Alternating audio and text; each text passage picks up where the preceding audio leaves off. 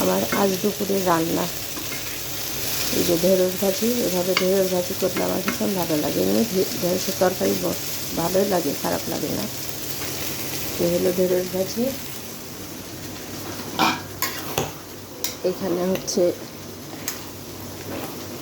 ভুড়ি ভোনা, অনেকে বট বলে, এটা হচ্ছে ভুড়ি। আছে আরও কিছু আইটেম, আস্তে আস্তে দেখাবো।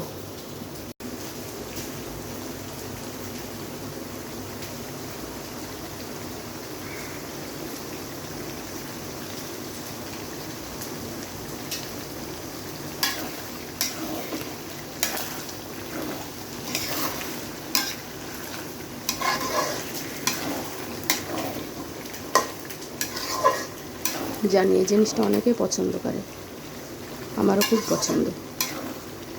আলু দিয়ে ভুড়ি ভোনা।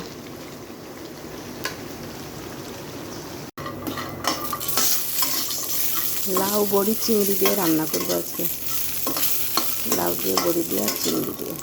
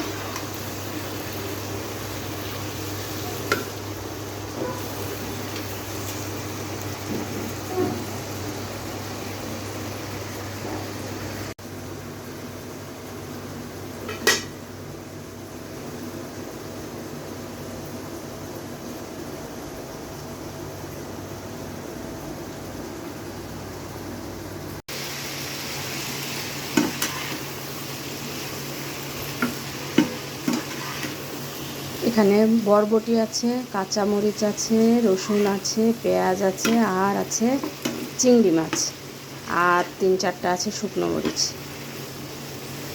এবার বলে ফেলেন তো এটা দিয়ে কি বানাবো আমি, কী রেসিপি হতে পারে, নাম বলেন। দারুণ একটা রেসিপি হতে যাচ্ছে, একদম চেটে খাওয়ার মতো রেসিপি।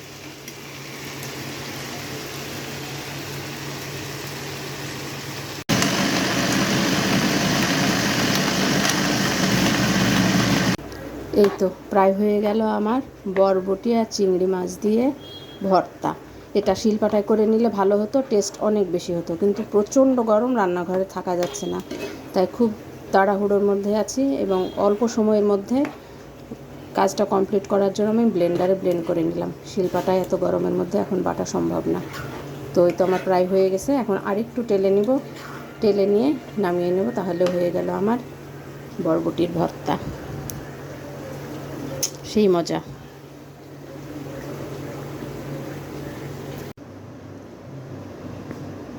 তো এই যে রেডি হয়ে গেল আমার চিংড়ি বরবটির ভর্তা, গরম ভাতের সাথে অনেক মজা, ইয়াম্মি।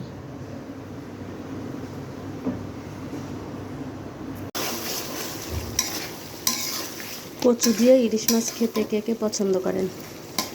আমার তো ভীষণ পছন্দ। এই কচুমুখিগুলো আমাদের কিন্তু গ্রামের বাড়ি, আব্বা এসেছিল, নিয়ে এসেছিল। কচুমুখি দিয়ে ইলিশ মাছ, কচুমুখি দিয়ে চিংড়ি মাছ এত মজা হয় যে অন্য আর কোনো তরকারি লাগে না, ভীষণই মজা হয় এই তরকারিটা।